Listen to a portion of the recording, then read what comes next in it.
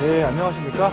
2월달 첫 번째 월요일날 시작하게 되는 경제기사 읽어주는 남자의 정재훈 대리입니다.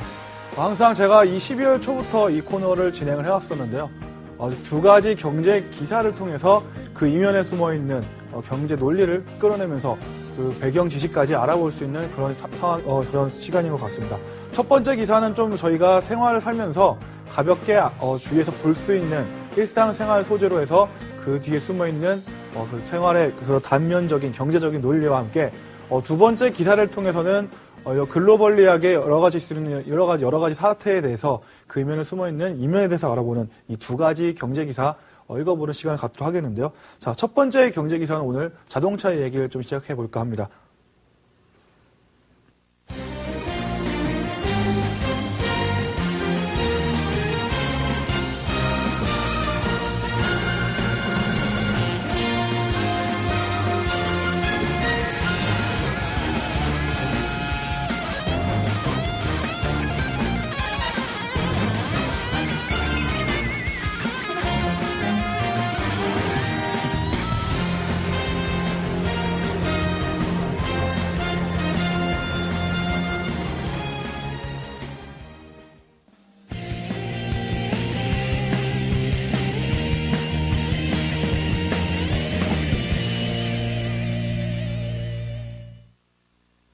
예, 오늘은 이제 자동차 대전에 대해서 좀 말씀드리고 싶습니다. 오늘 이제 저희가 첫 번째 기사를 통해서 그 이제 이면에 알아볼 수 있는 부분을 알아볼 텐데요. 자, 첫 번째 기사는 이민호 탤런트 분에 대한 기사와 함께 출발합니다. 자, 이민호 탤런트 분께서 얼마 전에 도요타 자동차 및 아시아 및 중산층 타격을 시장 공략하려기 위해서 미국 광고 모델로 한류스타 이민호를 발탁했다는 그런 기사인데요. 이민호 씨 같은 경우는 다들 아시겠지만 얼마 전 드라마였죠. 꽃보다 남자를 통해서 한류 스타로 등극했던 분이라고 말씀드릴 수가 있겠습니다. 또한 이런 부분은 상당히 신선했던 부분은 저희가 일본 차 하면 대부분 일본 그 모델들이나 서양 모델로 썼던 반면에 이번에는 거의 최초로 한국 모델을 적용했다는 점인데요. 그것이 또한 우리나라 시장을 대상으로 한 게 아니라 북미 시장을 대상으로 놓고 했다는 점에서 여러 가지 의미를 찾아볼 수가 있을 것 같습니다. 더더군다나 중요한 점은 사실 지금 우리나라와 일본이 지금 미국에서 대전을 벌이고 있는 상황에 하필 왜 한국인 모델을 기용했을까에 대한 부분을 좀 들 수가 있겠는데 일단 결론부터 말씀드리자면 한국인 모델이 일본 차에 타는 모습 자체와 또한 한국인 모델이 중산층에 대해서 어필하는 모습들은 상당히 상징적인 의미가 있다고 볼 수가 있겠습니다. 한마디로 우리나라 라이벌 국가에 대해서 선전포고를 하는 심리적으로 선전포고를 하고 또한 여러 가지 의미를 부여하는 그런 부분이다. 한마디로 우리나라 자동차 시장에 돌을 던진 한마디로 그런 선전포고적인 역할을 할 수 있는 부분이 있다고 오늘 결론을 지면서 그 일본과 우리나라의 자동차 대전에 대해서 좀 말씀드리고자 합니다. 자, 이렇게 어떻게 보면은 그냥 지나갈 수 있는 신문 기사이지만 여기에는 광고를 만든 사람의 의도와 함께 이렇게 여러 가지 이면들이 숨어 있는데요. 먼저 일본과 우리나라 자동차 시장의 그런 배경에 대한 본격적인 부분을 알아보려면 일본 자동차 시장이 어떻게 성장했나에 대한 그런 역사에 대한 이해도 좀 필요한 것 같습니다.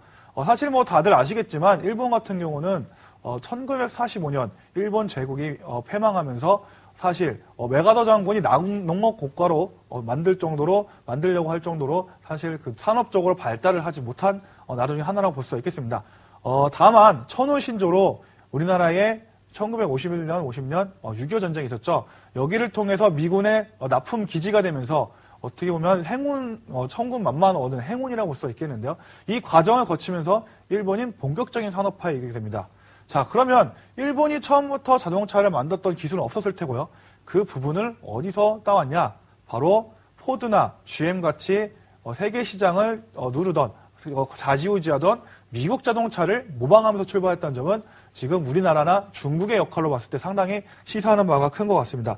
자, 어찌됐건 일본 특유의 장인 정신과 함께 카이젠, 개선이라는 경영문화 혁신을 앞세우면서 일본의 자동차, 도요타 자동차, 혼다 자동차는 필두란 두 쌍두마차는 엄청난 상승을 이어가게 됩니다. 자, 미국 시장에도 1970, 80년대 일본의 그런 장인 정신과 특유의 제품력이 빛나면서 일본 자동차가 엄청난 성장을 하게 되는데요. 여기에 오히려 이제 그 일본차 경쟁에 밀린 어떻게 보면 모방에 못해냈던 GM이나 포드가 이런 일본차에 밀려서 시장 점유율을 거의 다 뺏기다시피 했고요. 결국은 코너에 몰린 미국이 1985년 프라자 합의를 하게 될 정도로 일본차는 경쟁력이 상당히 셌다고 말씀드리고 있겠습니다. 여기서 프라자 합의는 어떤 것이냐고 잠깐 말씀을 드리고 넘어가면요.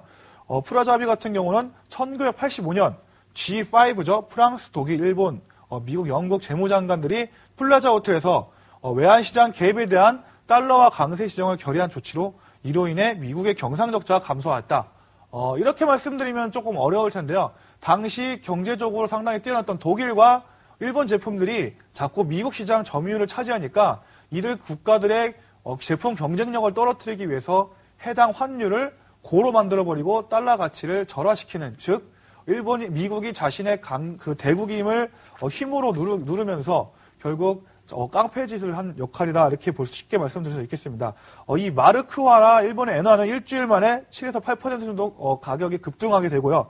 2년 후에 달러는 20% 이상 평가 가치가 절하되면서 한마디로 일본과 독일 수출 제품에 페널티를 부여한 한번 약육 강식에 의거한 합의라고 볼 수가 있겠다고 이렇게 결론 말씀드릴 수 있겠습니다. 어찌됐건 이 플라자 합의 정도로 말을 만들 정도로 일본 자동차의 권위는 상당히 셌고 그 기술력에서는 훨씬 미국을 압도할 만한 부분들은 분명히 인정을 해야 될 것 같습니다. 자, 이런 부분들의 영향을 받아서 우리나라 같은 경우에는 어떻게 아시겠지만 1970, 80년대 자동차가 태동하시기만 하더라도 일본이 처음에 시작했던 것과 마찬가지로 제품 기술력이 훨씬 더 모자랐기 때문에 일본의 기술자를 보내서 울며 겨자 먹기로 엔진이라든지 여러 가지 자동차에 대한 신지식들을 습득하는 체험단이 가게 됩니다. 자, 이 과정에서 사실 이 일본 전문가들 일본에 건너가서 겪었던 수모와 고역은 상당히 지금도 일화가 되고 있을 정도로 상당히 그 기술 이전에 대한 부분들은 선진국이 그렇게 가르쳐주지 않으려고 하는 부분들, 꺼려하는 부분들이 많이 있었는데요. 어찌됐건 우리나라 자동차가 처음에 출발할 수 있었던 그런 가장 근본적인 원인은 일본의 자동차의 디자인을 카피를 했고 또한 그들의 심장이라고 볼 수 있는 엔진을 갖다가 그대로 사용하면서 어떻게 보면 모방을 통해서 일본과 마찬가지로 성장해 나가는 과정을 보이게 됩니다. 실제로 이제 저희가 얼마 전까지 인기를 끌었던 SM5 자동차의 경우는 여러분들이 어떤 이 회사의 모토에 대해서 기원에 대해서 잘 아시겠지만 닛산 얼라이언스를 맺어서 닛산 자동차와 함께 합작품을 만듭니다. 한마디로 멀라이언스라고 하지만 결국은 닛산의 제품에다가 르노 삼성의 껍데기를 입혀서 그냥 파는, 어떻게 보면 우리나라의 자동차의 초창기 모습에 대한 부분들을 그대로 반영하는 자동차가 아닌가 싶고요. 실제로 이 SM5 모델은 일본 닛산의 티아라 모델이랑 똑같이 일맥상통합니다. 그 디자인을 보시면 거의 완전히 똑같다고 볼 수가 있겠죠. 한마디로 일본의 그런 브랜드, 그런 자동차 자체를 그대로 카피해서 엔진 자체는 닛산 자동차를 쓰고 그대로 브랜드만 우리나라에 입혀서 들여오는, 한마디로 우리나라 자동차의 시장의 초창기 시장의 단편적인 모습을 가장 많이 보여주는 기종 중에 하나이기 때문에 이렇게 좀 사진을 가져왔습니다. 지금 뭐 길거리에 보다 보면 이 옛날 SM5를 이렇게 외면을 개조해서 외제차처럼 보이기 위해서 닛산 티아나처럼 보기 위해서 튜닝을 하신 분들도 길거리에서 심심치 않게 볼 수 있으실 텐데요. 자, 이렇게 일본 자동차는 우리나라에게 모티브를 줬고 결국 그 전신은 또한 미국 자동차부터 출발될 정도로 이 선진 기술의 모방에 대한 부분들은 어떤 나라가 발전하는 데 있어서 상당히 필수 불가결한 요소를 볼 수 있겠습니다. 지금 뭐 우리나라의 기술력을 지금 모방하고 있는 중국의 입장도 그런 성장 단계라고 보시면 될 텐데요. 어찌됐건 이렇게 일본의 자동 디자인을 모방했던 우리나라 자동차가 조금 시간이 지나면서 체질적인 개선에 이르게 됩니다. 자, 그 가장 근본적인 원인은 얼마 전에 있었던 그 기아 자동차의 그런 디자인 혁신으로부터 출발한다고 말씀드릴 수 있겠는데요. 기아차는 IAF 때 거의 보조 상태이면서 현대자동차가 이 부분을 인수하게 됩니다. 다 아시겠지만 기아차는 당시만 하더라도 어떠한 제품력에 대한 포지셔닝이 없었기 때문에 소비자층이나 고객층이 그렇게 두껍지 않은 브랜드였고요. 처음에 인수할 때까지만 하더라도 여러 가지 그런 기업을 아시는 전문가들의 부분들에 의해서는 상당히 의심을 많이 받았던, 어떻게 보면 현대차한테 상당으로 펀더멘털로 영향을 주는 것이 아니냐고 얘기가 나올 정도로 부담이 갔던 그런 이제 그 브랜드 중에 하나라고 볼 수가 있겠는데요. 자, 이 IF 이후에 기아차를 혁신적으로 개선하면서 정의선 사장이 여기에 부임하게 됩니다.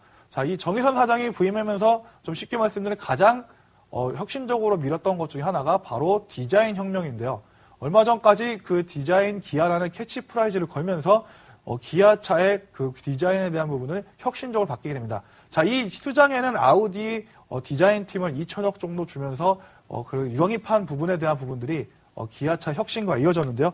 자, 실제로 뭐 기아차의 라인업 부분들을 여러분들이 보실 수가 있겠습니다.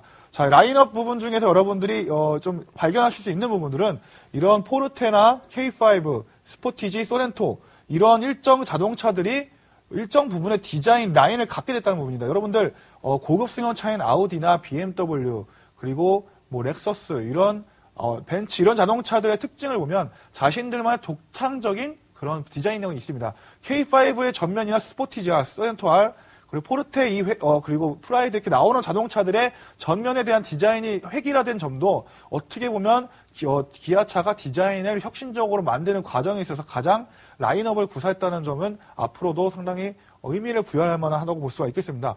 실제로 저 같은 경우도 이 기아차가 처음 나왔을 때까지만 하더라도 이 디자인을 보면 어떻게 보면 외제차가 아닌가 착각할 정도로 상당히 시선을 끌만 했고요.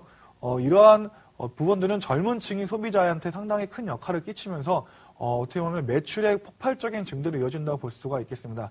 가장 대표적인 예가 K5라고 볼 수가 있겠는데 이 K5와 디자인 합세분 스포티지 같은 자동차들이 쏙쏙 출시되면서 기아차의 주가는 근본적인 상승을 이루게 됩니다. 자, 여기서 우리가 항상 뒤돌아보면서 반성을 해야 될 점은 저희에게도 얼마든지 투자할 기회가 있었던 점인데요. 길에 다니는 멋있는 자동차의 모양을 가진 기아차가 늘어나면 늘어날수록 기아차 주가 상승과 연결되는 부분들은 우리가 일상생활에서도 분명히 캐치할 수 있음에도 불구하고 일단은 저희가 그 기회를 놓쳤다는 부분들은 앞으로도 이 코너를 통해서 저희가 계속해서 훈련을 해나가야 되는 방법 중에 아닌가 싶습니다. 자, 실제로 이 기아차 주가가 8,000원에서 지금 65,000원까지 거의 8배 이상 상승하면서 이 부분을 이렇게 환경의 변화를 읽었던 투자자들한테 경우에는 큰 수익을 알려주는, 겪게 해주는 그런 이제 좋은 부분이라 볼 수가 있겠습니다. 자, 이런 기아차의 혁신적인 변형을 통해서 현대 기아차가 어떻게 보면 현대차가 이렇게 앞서고 기아차가 뒤처지는 양상이었지만 이렇게 기아차의 원동력이 올라오면서 쌍두마차로서의 역할을 하면서 북미 시장에 엄청난 선전을 하게 됩니다. 자, 제가 얼마 전까지 이제 예전에 한 미국에 한 1, 2년 정도 거주를 했던 경험을 좀 살려보면요. 2005년, 2006년만 하더라도 우리나라 자동차는 밖에서 고속도로에 달리는 것 봐도 누가 운전할지 알 수 있었습니다. 그 운전자들은 아주 극한에 제한되어 있는 사람들이었는데요. 자, 그 사람들이 누구냐? 바로 그 미국 사회에서 저소득층인 흑인이나 히스패닉 계열들의 사람들이 우리나라 자동차를 많이 몰았습니다. 자, 실제로 고속도로에서 마주치게 되면 분명히 저 운전 드라이버들은 다 그쪽 계통의 사람들일 것이다라고 예측하면 거의 대부분 맞을 정도로 저소득층이 많이 몰았던 차인데요. 그만큼 브랜드 가치에 대한 부분들은 상당히 평가져야 되는 부분도 있었을 테고 또 한 가지는 우리나라 자동차가 이런 경쟁력이 그동안 없었다 보니까 가격적인 부분에서만 어필을 상당히 했었다고 볼 수가 있겠습니다. 자, 이런 부분들은 내수 시장에서 가격을 비싸게 팔고 수출 시장에서 싸게 팔아서 여러 가지 뭐 여론의 문제가 되기도 했었지만요. 자, 일정적으로 그런 인슈런스를 10년 이상 미국 차가 5년 이상 보증해줬다면 그것을 10년 이상 해주고 또한 가격을 싸게 하면서까지 좀 덤핑으로 팔았던 부분들을 생각해 봤을 때 우리나라 자동차의 브랜드 가치는 크게 높지 않았다는 부분입니다. 자, 이런 부분들은 실질적으로 현대차를 저 시장 점유율과 연결된다고 볼 수 있겠는데요. 자, 이 부분은 영업사원들한테 좀 적용이 되는 부분이라고 볼 수 있겠습니다.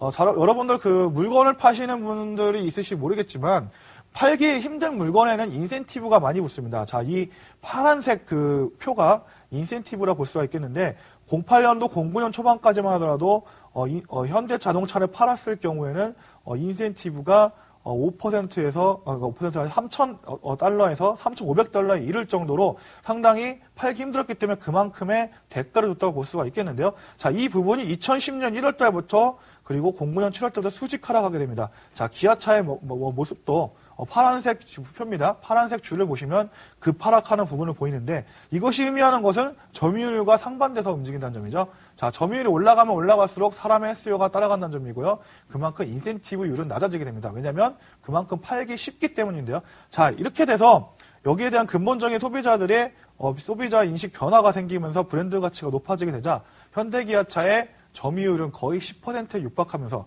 그동안 2위였던 도요타 자동차를 몰아내면서 일대 파란을 일으키게 됩니다. 자, 이런 부분들은 중고차 시장 가격에도 상당히 반영이 된다고 볼 수가 있겠는데요.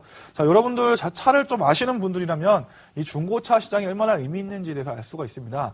사실 중고차 시장만큼 그 자동차의 성능에 대한 부분과 인기도를 반영하는 그런 뭐랄까요? 시장이 없다고 말씀드릴 수가 있겠는데, 얼마 전 2005년, 2006년도까지 초반까지 혼다 시빅이라는 자동차, 혼다 시빅이라는 자동차 상당히 유명한 국민차 아닙니까? 연비도 상당히 좋고 사람들이 첫 차로 쓰거나 그 기름값을 좀 신경 쓰시는 분들은 이 혼다 시빅의 용량 대비해서 상당히 성능이 좋았기 때문에 중고차 시장에서 거의 감가상각, 즉 시간 가치가 지나면서 가격이 하락하지 않았습니다. 자, 근데 얼마 전에 이 부분을 좀 깨는 현상이 나타나기 시작하는데요. 2011년도 말에 엘란트라, 우리나라 자동차로 아반떼죠. 아반떼가 ALG라는 그런 이제 그 집단에서 산출한 현대 브랜드 가치 상승 속에서 외관과 내수 품질로 인해서 잔존 가치가 가장 높게 평가된 브랜드로 뽑히게 됩니다. 자, 여기에 뭐 ALG에서 이제 상을 받았다는 그런 상패죠.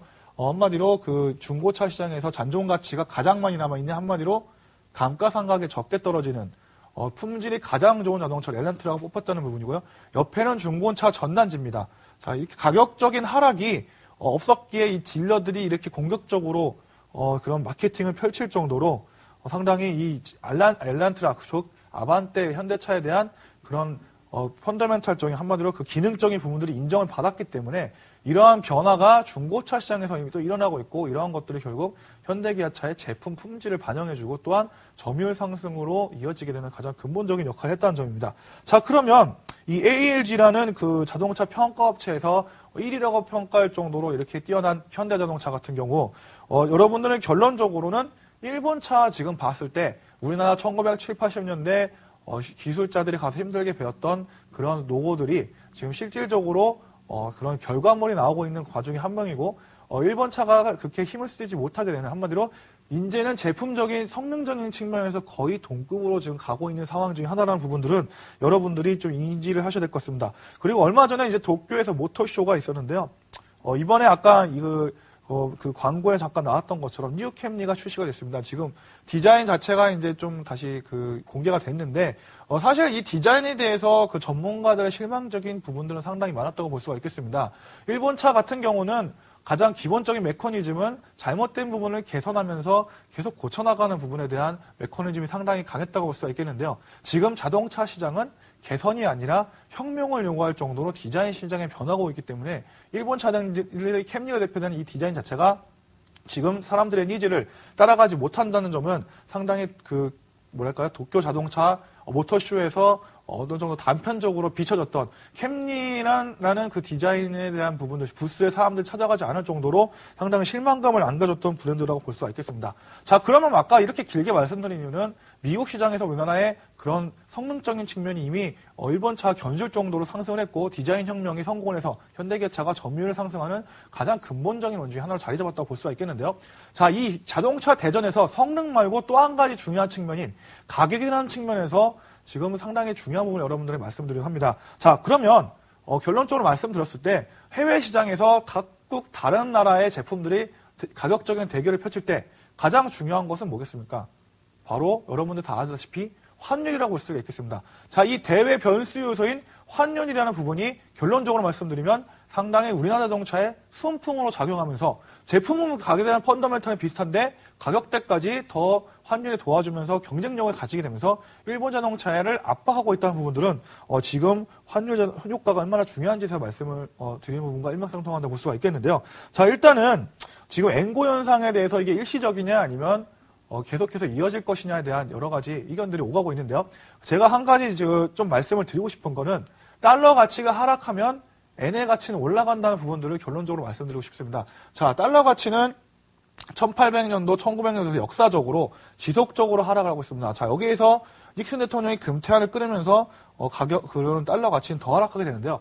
자, 미국이 달러 가치를 하락시키는 가장 근본적인 이유 중에 하나는 엄청나게 가지고 있는 자신들의 국가 부채에 대한 규모를 줄이기 위한 전략적인 접근이라고 볼 수가 있겠습니다. 자, 그러면 여러분들 그 펀드나 여러 가지 자금들이 계정마다 자산마다 분류가 되어 있습니다. 어떤 자산은 실물 자산에 투자가 되고 어떤 자산은 또한 뭐 주식이나 채권, 또 하나는 화폐 가치에 투자하는 자산들도 정해져 있는데, 자, 그러면 얼마 전까지 안전자산이었던 달러에 투자했던 이 화폐의 일부분 자금들이 달러 가치가 계속해서 하락하게 되자 어쩔 수 없이 매도를 하고 나야 되는 상황에 이르렀습니다. 자, 그러면 달러만큼 믿고 신뢰할 만한 통화에 대해서 투자를 해야 되고 가치가 상승하는 쪽에 수익을 내기 위해서 베팅을 해야 되는데요. 자, 달러의 대안이라고 볼 수 있는 것은 딱 세 가지 통화가 있습니다. 첫 번째, 제2의 기축통화인 유로화가 있고요. 자, 두 번째가 스위스 프랑, 그리고 세 번째가 아시아 대표 통화인 바로 엔화라고 볼 수가 있겠습니다. 자, 그러면 유로화 같은 경우는 여러분들 잘 아시겠지만 얼마 전 유럽 위기를 통해서 유로화의 그런 지금 펀더멘탈적인 부분이나 통화적인 기능이 지금 제 기능을 못하게 됐고요. 스위스 프랑은 얼마 전 국가가 규제에 나서면서 스위스 프랑이 고점으로 가는 부분을 지금 제재에 나섰습니다. 자, 그러면 마지막 엔화만 남았죠. 자, 아까 제가 프라자 합의를 말씀을 드렸지만 엔화 또한 지금 엔고 현상에 노출되는 상황이 이렇습니다. 달러에 대한 가치가 부채 하락을 시키기 위해서 하락하면 하락할수록 아까 말씀드렸다시피 두 가지 대안 통화가 없어지고 지금 엔화만 남아있는 상황이기 때문에 이 화폐에 투자하기 위한 자산들은 자연스럽게 달러에서 빠져나와서 엔화로 넘어가게 되어 있습니다. 자, 실질적으로 이러한 부분들을 아까 이제 미국 부채가 지금 상승하기 때문에 달러가 내려간다는 부분도 말씀드렸지만 엔화 가치가 지속적으로 고현상으로 갈 수밖에 없는 이유는 달러를 대체할 만한 통화가 엔밖에 없기 때문에 투기 자금들이 계속해서 매수가 들어왔기 때문에 지금 내려가는 부분들은 엔화가 고점 엔고 현상이 이루어지고 있다는 점이고요. 이것은 몇 차례에 거쳐서 일본 정부가 제재에 나섰음에도 불구하고 결국은 컨트롤하지 못하는 아웃 오브 컨트롤 상황이 됐다는 부분들은 커다란 흐름으로 봤을 때 일본의 경쟁력에 있어서 비유컨대 지금 뭐 제알공명과 좀 조조가 싸운다고 치면 제알공명이 우리나라하고 비유를 하자면요, 동남풍이 불면서 적벽대전에서 승리할 수 있는 대외적인 요소가 우리나라를 지금 뒤에서 동남풍처럼 순풍이 불고 있는 도와주는 상황이다, 이렇게 말씀드릴 수가 있겠습니다. 자, 그러면 아까 말씀드렸다시피 지금 제품 가격적인 요소 측면에서 환율에 대한 부분들, 투기성 자금이 엔화에 몰리기 때문에 우리나라에 대비해서 일본의 제품 가격은 계속해서 내리기가 힘들 것이고요. 아까 말씀드렸다시피 펀더멘탈적이나 디자인적인 부분을, 혁신적인 부분들을 기아차나 현대차가 잘 캐치를 했기 때문에 여기에 대한 부분도, 성능에 대한 부분도 거의 일맥상통한다면, 자, 결론적으로 봤을 때 북미 시장에서 이런 미국 투자자들이나 소비자들의 그런 선택은 결론적으로 우리나라 자동차에 대한 부분들이 앞으로도 이어질 것이라는 부분이고요. 얼마 전에 좀 그런 얘기가 있었습니다. GM이 상당히 부도위기에 몰리면서 코너까지 몰렸었는데 그때 무슨 일이 있었냐면 도요타 리콜 사태가 있었죠. 자, 이것은 어떻게 보면 다분히 정치적인 일입니다. 자, GM 모터스가 제조업이기 때문에 어떻게든 일자리 창출을 해서 살아남아야 되는 반면에 여기 살아남기 위해서 도요타를 어떻게 보면 정치적으로 공략을 했다고 볼 수가 있겠는데, 도요타 회장이 의회에 나와서 사과를 할 정도로 도요타의 위신이 많이 떨어졌습니다. 자, 거기다가 3월 11일 날 대진이 있었고요. 또한 그리고 그런 군수 창고라고 할 수 있는 태국의 홍수가 일어나면서 지금 그동안 일본 자동차가 정신을 못 차렸는데 이제는 뉴캠리를 앞세워서 심기일전을 앞두고 우리나라 자동차와 대전에 앞서면서 이민호라는 인물을 자신들의 그런 모델로 내세우면서 선전포고를 했습니다. 그러나 중요한 점은 예전에 우리나라와의 그런 전력 자체가 다르다는 점을 여러분들이 분명히 인식을 하셔야 될 것 같고요. 최근 들어서 자동차주가 운송주에 비해서 잠깐 헤매는 모습, 해상운송이나 이런 다른 항공주에 비해서 헤매는 모습을 보이고는 있습니다만 어찌됐건 경쟁자가 다시 제자리에 돌아왔기 때문에 주가적인 측면에서 눌려있는 부분은 분명히 있을 겁니다. 근데 중요한 것은 아까 펀더멘털적인 부분과 또한 그런 가격적인 측면에서 봤을 때 아직까지는 우리나라한테 유리하게 작용되는 부분이 있고 경쟁력이 충분히 있기 때문에 자동차 주에 대한 부분들은 여러분들이 장기적으로 봤을 때 아까 기사에서 유추할 수 있듯 결국은 아직까지는 우리나라를 그 정도로 큰 상대로 일본이 지금 상대하고 있는 거기 때문에 부정적인 부분보다는 긍정적인 시선으로 접근하셔서 끝까지 어느 정도 홀딩하시는 전략이 맞다는 것을 첫 번째 경제 기사를 통해서 좀 이렇게 전달해 드리고 싶습니다.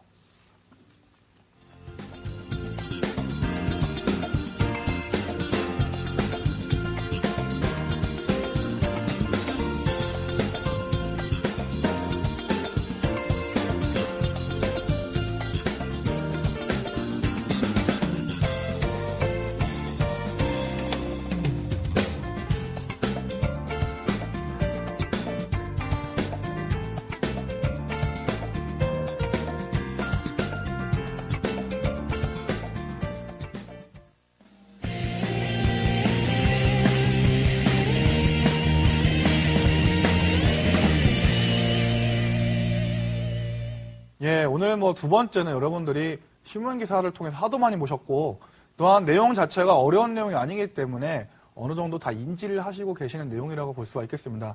자, 실제로 이 기사가 나오고 나서 또한 춘절이 지나고 나서 뭐 여러 가지 도박 관련주들 GK이나 파라다이스가 급상승하는 모습들을 일시적으로 보여줬는데요.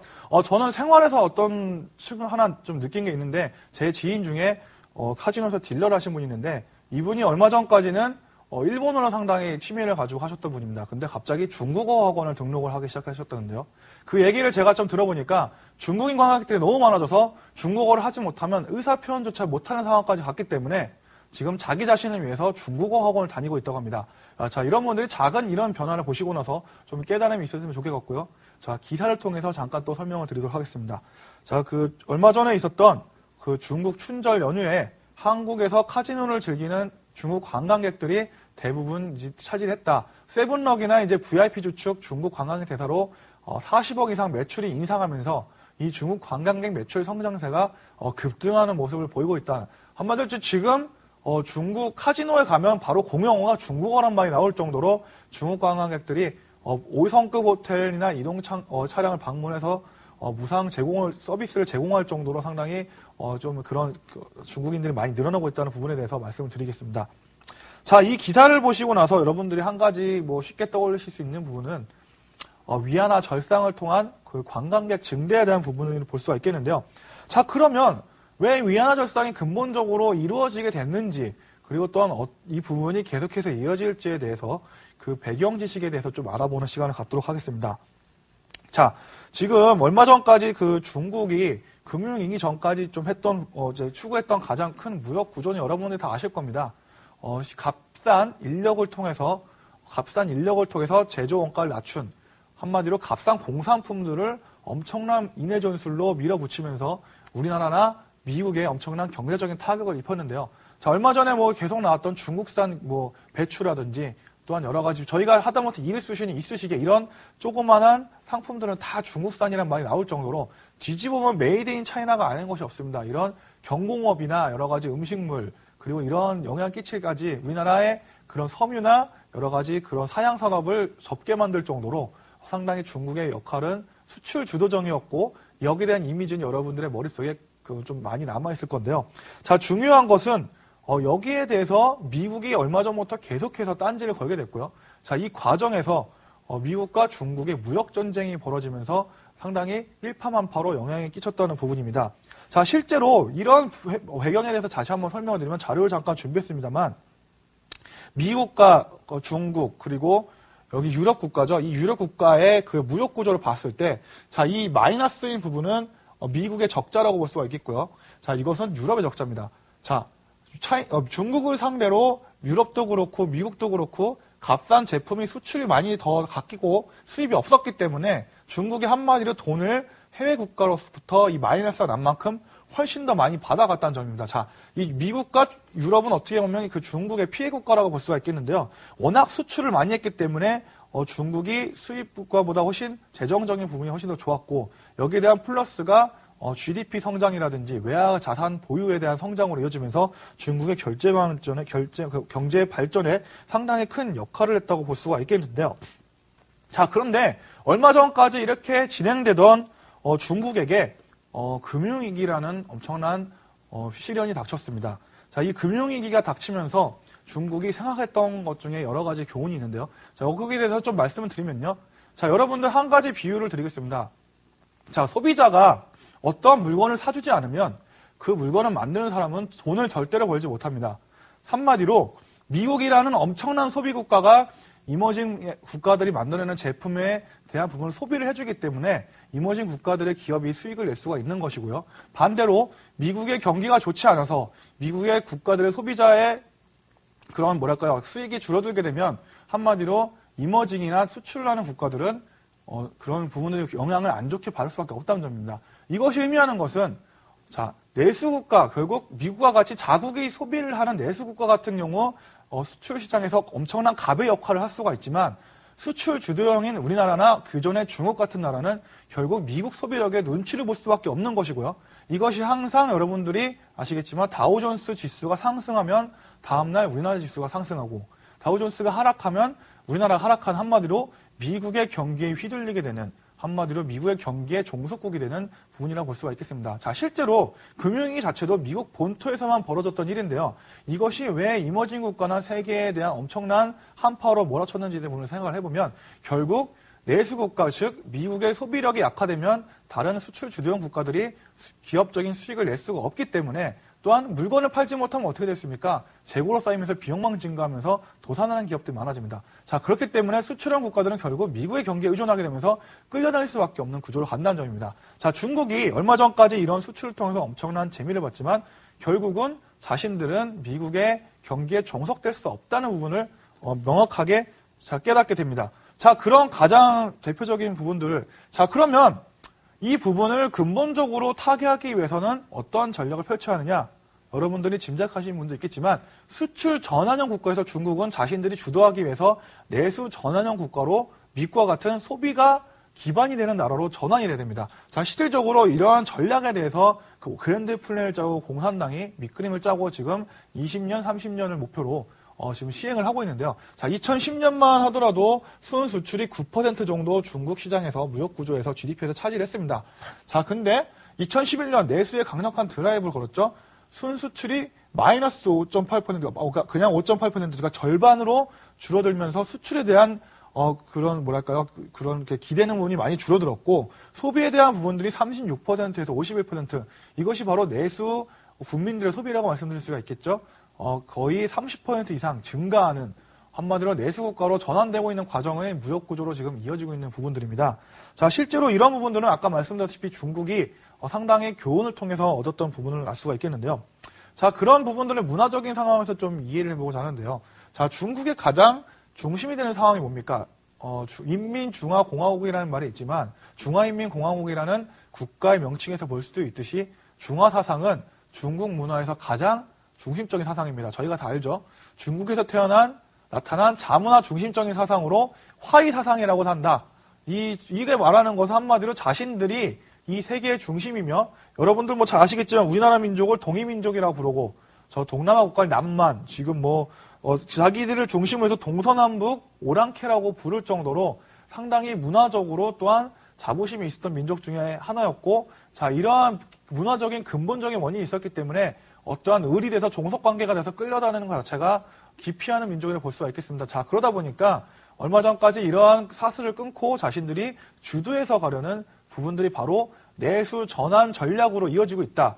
이 과정에서 파생되는 현상들이 바로 중국 관광객들이 카지노를 점령한다든지 관광객이 증가하고 있다는 부분들이 파생되는 현상일 뿐 가장 근본적인 변화는 중국이 수출형 국가에서 내수형 국가로 자신들의 그런 경제적인 입지를 찾기 위해서 전환하는 과정에서 벌어진 일이라고 말씀드릴 수가 있겠습니다.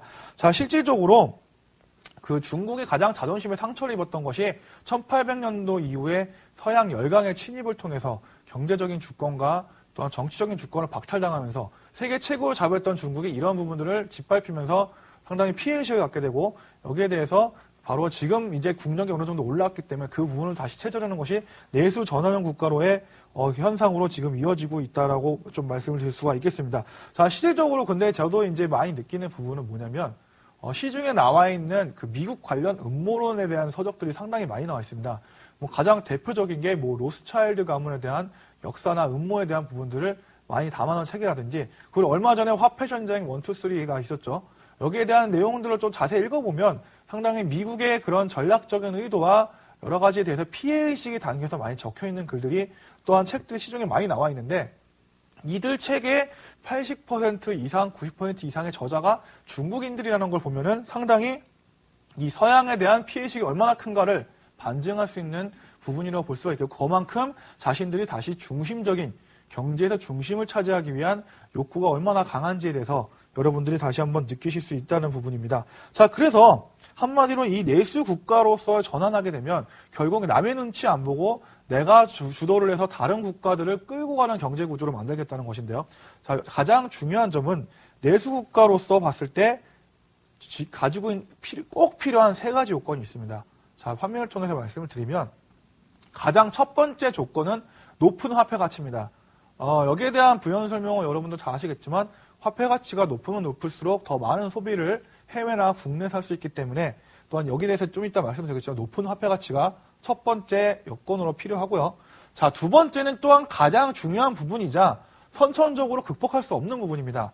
자, 2억 이상의 내수 인구. 자, 이 부분은 우리나라 같은 수출형 주도형 국가에 있어서 상당히 컴플렉스 중에 하나인데요. 자, 국가의 경쟁력과 상관없이 이것은 어떻게 보면은 국가가 선천적으로 결정되는 부분이고 바꿀 수 없는 부분이기 때문에 상당히 우리나라로서 봤을 때는 좀 안타까운 현실 중에 하나가 아닌가. 그러면서 반대로 중국에 있어서는 상당히 좀 운을 타고났다고 말씀드릴 수가 있겠죠. 자, 이것은 조상을 잘 만났기 때문에 그런 거라서 뭐 굳이 말씀드릴 필요 없을 것 같고요.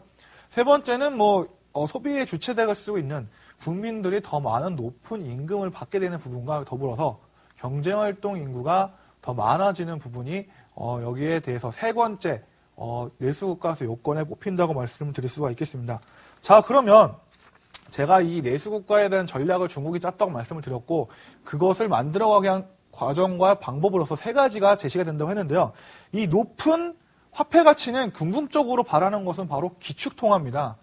이거 좀 이따가 다시 한번 설명을 드리겠지만 화폐 가치가 어느 정도 높다는 것은 그 국가의 펀더멘탈이 상당히 뒷받침이 된다는 부분을 의미하고요.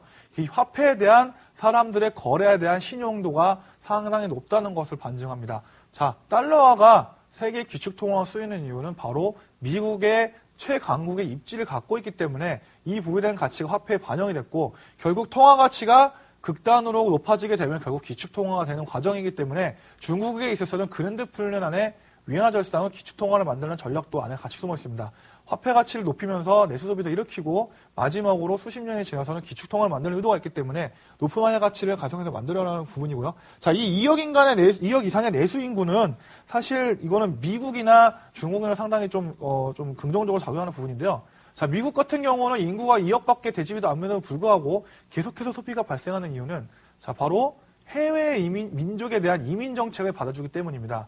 자, 이민 정책을 통해서 노동 인구가 계속 유입되기 때문에 일본같이 폐쇄적인 아시아 생활과는 다르게 이런 경제 인구가 유입이 되면서 미국은 긍정적인 소비를 이어가는 부분이고요. 또 한 가지 여러분들 최근의 현상을 보실 수 있는 부분들은 자, 이게 사진이 이제 그 우리나라 사람들도 섞여 있는 다문화 가정입니다.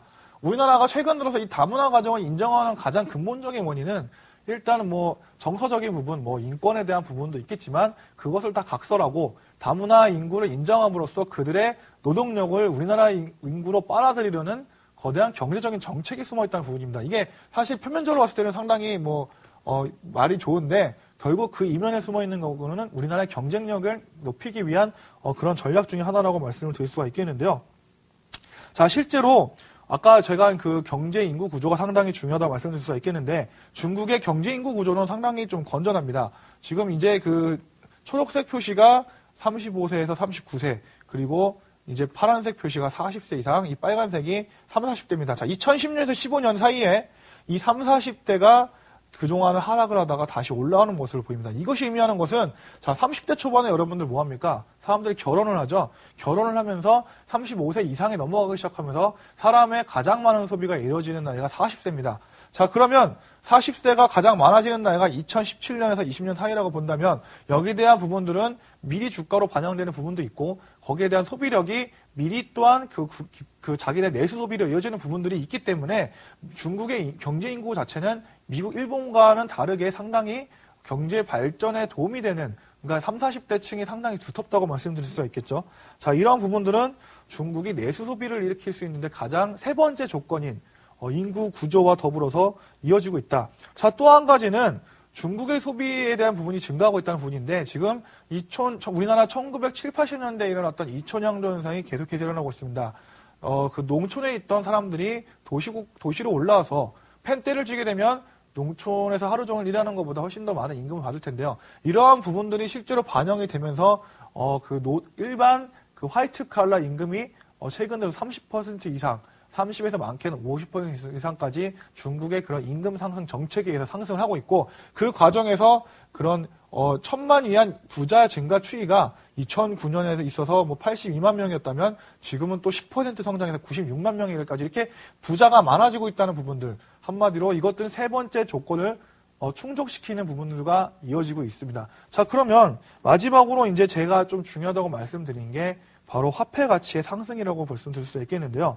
자, 이것은 달러 가치가 하락하고 있다는 부분 아까 잠깐 언급을 드렸습니다만 달러는 이게 이제 중요한 자료 중에 하나인데 이것은 로마가 멸망하기 전에 로마의 화폐였던 은 가치의 하락입니다. 자, 이 화폐 가치가 하락한다는 얘기는 결국은 이제 멸망의 길로 갔습니다만 그날의 펀더멘털이 약해진다는 것을 의미하고요. 그 미국이 그것을 계속해서 따라가고 있습니다. 어찌됐건 자신들이 지금 소비가 안 나오니까 미래에 있는 화폐 가치를 끌어다 쓰기 때문에 지금 달러 가치가 지속적으로 하락하고 있고 이게 국력의 약화, 맞물린다는 부분을 생각을 해볼 수가 있겠는데요. 자, 실제로 좀 이런 부분들이 이어지는 부분들은 위안화 절상에 대한 속도를 더 일으키고 있고 중국이 또한 그 위안화 절상을 추구하고 있기 때문에 위안화 절상이 계속해서 장기적으로 이루어진다는 첫 번째 통화 가치를 상승시키려는 중국의 전략이 쓰여있기 때문에 달러 가치 하락과 더불어서 위안화가 절상되는 부분들이 더 가치가 빛나고 있다는 부분이 있는데요. 실제로 얼마 전까지 미국과 그런 중국의 무역 전쟁이 있지 않았습니까? 자, 미국의 가장 간단하게 말씀드리면 요거는 뭐냐면 달러 가치를 하락시킬 테니 너네는 위안화 가치를 올려라. 이것이 의미하는 것은 얼마 전까지 너네와 무역 구조에 있어서 우리가 너네 수출 때문에 엄청난 그런 피해를 받기 때문에 프라자 합의와 똑같습니다. 중국에 있어서 화폐 가치를 절상시킴으로써 중국의 제품 가격 경쟁력을 떨어뜨리고 거기에 대한 수출 물량을 자신들이 내수 소비로 가져가겠다는 부분인데요. 자, 중국이 사실 그 엄청나게 미국 국채를 많이 가지고 있기 때문에 미국의 협박에 그렇게 휘둘려야 될 필요가 없습니다. 한마디로 채권자이기 때문인데 그럼에도 불구하고 중국이 이렇게 미국이 계속 위안화 절상을 하라고 할 때마다 한 발자국씩 조금씩 양보하는 것은 바로 미국과의 권력 싸움에서 밀려서가 아니라 아까 말씀드린 내수국가로 전환하기 위한 첫 번째 조건인 위안화 절상이 다시 필수 불가하게 따라가기 때문에 자신들의 전략과 부합하기 때문에 명분 제공을 하면서 일부러 양보하는 척을 하고 있다는 겁니다. 자, 그러면 이 위안화 절상 자체가 아까 말씀드렸다시피 첫 번째 화폐 가치의 상승 그리고 이제 내수 소비를 일으키는 두 번째 인구 구조의 변화와 또 인구수가 돼야 되는 부분 그리고 마지막에 말씀드렸던 세 번째 구조인 그 경제 인구 구조라는 부분 세 가지를 모두 다 충족시키기 위한 한 가지 전략이기 때문에 앞으로 위안화 절상은 기조적으로 이어질 수밖에 없는 것이고 이러한 부분들이 반영이 됐기 때문에 지금 계속해서 중국인 관광객이 지금 늘어나고 있는 부분입니다. 자, 여러분들 그 외환에 대한 부분들을 좀 개념이 이해하기가 힘든데요. 저희가 IMF 때를 한번 생각을 해보시면 IMF 때 해외여행 나가면 우리나라의 환 가치가 상당히 낮았기 때문에 엄청난 비용이 발생했습니다. 한마디로 1,800원대 해외여행에 가는 거랑 저희가 900원일 때가 또 있었죠. 900원일 때 해외여행 가는 거랑 비용이 거의 2배 차이가 나기 때문에 자연히 900원일 때 더 많은 사람들이 해외여행을 가고 면세점에 가서 소비를 합니다. 자, 실질적으로 면세점에 가서 루이비통 가방의 가격이 10% 빠졌다 치더라도 환율이 20% 평가 절하돼 버리면 결국 10% 마이너스, 그러니까 10% 제품 가격이 상승하는 효과가 나기 때문에 사람들의 소비는 극하게 줄어들 수밖에 없고요. 반대로 자신들의 원화 가치가 평가 절상돼서 뭐 900원까지 올라갔다 그렇게 되면 결론적으로 루이비통이 10% 가격이 상승하더라도 20%의 평가 절상이 이루어지게 되면 한마디로 10% 제품의 가격이 싸지는 엄청난 가격 효과가 있기 때문에 우리나라 소비와 연관이 분명히 있었던 부분인데요. 중국이 얼마 전에 이러한 위안화 절상이 기조적으로 이어지게 되자 중국 관광객 수가 폭증하게 이릅니다. 자, 뭐 이거 이제 2010년 1월, 2월, 3월부터 12월, 9월까지 누계를 냈는데 실질적으로 이제 다음에 화면도 있습니다만 11월 그 이제 10월까지 이어지는 부분들을 봤을 때 거의 지금 그 30% 이상 2010년에 비해서 30% 이상 관광객들이 증가하고 있습니다. 자, 실제로 지난달 춘절에 이제 중국 관광객들이 제일 많이 몰렸는데요. 1월 22일부터 28일까지 우리나라를 찾은 중국 관광객들 숫자가 56,890명이었습니다. 자, 지난해 3만 명보다 50% 이상이 급증한 것이고요. 실제로 카드 결제를 한 금액도 87억 원에서 235억 원으로 엄청나게 증가를 했습니다. 자, 이것이 의미하는 것은 대륙 국가의 그런 여러분들 그 상업이라는 말의 상자가 중국의 상라에서 나온 만큼 중국은 그런 상업 문화라든지 이런 경제적인 개념이 상당히 발달한 민족입니다. 그럼에도 불구하고 이렇게 엄청난 소비를 하는 가장 이면적인 부분에는 정말 뭐 뉴스에 나오는 2, 3천만 원짜리 옷을 사는 이유는 바로 그 사람들이 뭐 경제적인 개념이 없어서가 아니라 위안화 절상이 기조적으로 이루어지고 있기 때문에 우리나라의 제품 가치가 명품에 있는 그런 제품 가치가 계속 떨어지고 있고 우리나라의 그런 여행 상품에 대한 가격들이 계속해서 낮아지고 있기 때문에 어쩔 수 없이 수요가 늘어난다는 부분이라고 말씀드릴 수가 있겠는데요. 실제로 신라면세점, 서울점과 롯데면세점 같은 경우에 지난해 춘제 기간보다 2배, 많게는 2배에서 3배 정도까지 증가하는 모습을 보였습니다. 실제로 지금 가격적인 측면을 비교해 봤을 때 루이비통 가격의 경우 중국 면세점에서 사는 가격의 절반 가격이 우리나라 가격에서 면세점에서 할 수 있는 가격까지 지금 내려와 있는 시점입니다. 자, 우리나라가 예전에 일본 가서 그런 쇼핑을 많이 했었습니다. 옛날에 원화 가치가 많이 올라갔을 때 일본 루이비통 매장이나 이런 홍콩 같은 데 방문을 해서 사재기를 많이 했었죠. 자, 이런 부분들이 바로 중국의 부분과 연관된다는 부분으로 똑같이 전개되고 있다고 말씀드릴 수가 있겠습니다. 자, 그래서 이제 마지막까지 결론을 말씀을 드리면, 자, 중국은 자신들의 자존심을 지키고 또한 그 경제적인 속국에서 벗어나기 위해서 그동안 수출 지향적인 산업 구조에서 내수 전환의 상황으로 지금 그 과정을 전환하고 있는 것이고요. 그 과정에서 3가지 요건, 화폐 가치의 상승, 그리고 또한 인구 구조에 대한 부분, 그리고 마지막으로 경제활동 인구를 증가시키면서 임금 상승을 시키면서 내수국가의 전환을 하고 있습니다. 이거는 단기간에 끝날 것이 아니라 20, 30년 중화민족을 위한 그랜드 플랜이기 때문에 앞으로 위안화 절상은 단계적으로 계속해서 이루어질 것이고, 여기와 관련된 우리나라 관광산업 또한, 그리고 이제 명품 산업, 면세점, 그리고 또 아까 말씀드린 카지노 관련된 종목들 또한, 여기서 조금 더 여러분들이 확장해서 생각해 보시면 중국이 내수국가가 된다는 얘기는 결론적으로 우리나라의 미국과 같은 수출 시장이 하나가 더 생긴다는 얘기입니다. 자, 미국은 태평양을 끼고 있기 때문에 우리나라가 배에서 무거운 물건을 실어서 가는데 많은 날이 걸립니다. 많게는 2주까지 걸리는데요.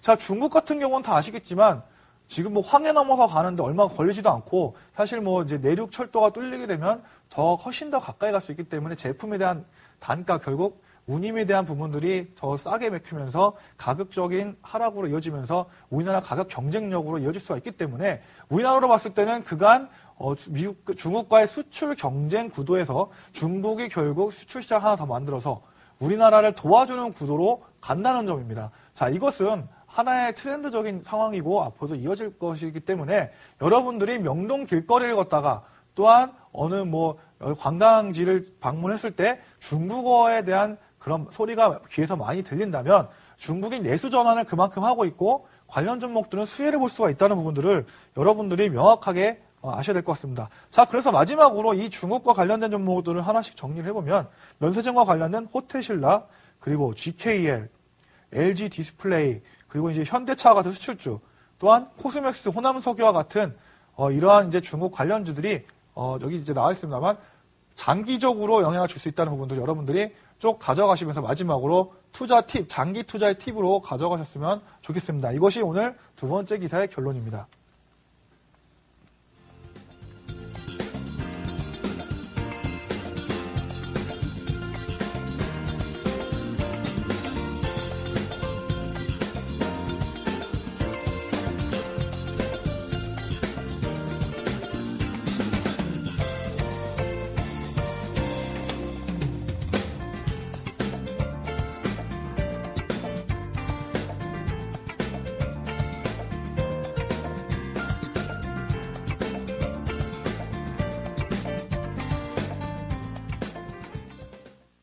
예, 이제 2가지 기사를 통해서 여러분들이 좀 투자 힌트를 얻어 가셨을지 모르겠지만, 제가 계속해서 말씀드리는 거는 사실 지금 보시는 증권방송이라든지 뉴스 기사, 그리고 정말 수많은 증권 정보들이 있습니다. 자, 근데 사실 이 개인들이 오히려 이러한 세세한 정보를 이용할 때마다 더 매매에 대한 욕구가 늘어나게 되고요. 결론적으로 매매가 늘어나게 되면 기관이나 외국인에 비해서 투자 수익률은 훨씬 더 떨어질 수밖에 없습니다. 왜냐하면 그만큼 자신에 대한 믿음이 적게 떨어지고 부안해동할 수도 있기 때문인데요. 제가 항상 이 코너를 통해서 장기적인 부분들을 말씀을 드리는 이유는 커다란 강줄기가 물결이 변하지 않듯이 커다란 방향에 대한 부분은 분명히 틀리지 않기 때문에 여러분들이 이 코너를 통해서 커다란 방향성을 관찰하시고 여기 관련된 종목들은 장기 투자적인 접근에서 접근하신다면 더 이상 개인이 외국인이나 기관 투자자한테 지지 않는 게임이 될 수 있다는 부분들을 꼭 이렇게 말씀드리고 싶습니다. 자, 오늘 여기 시간 마무리하면서 여러분들 오늘 밤 즐거운 시간 되시길 빌면서 오늘 경제신문 읽어준 남자 마치겠습니다. 감사합니다.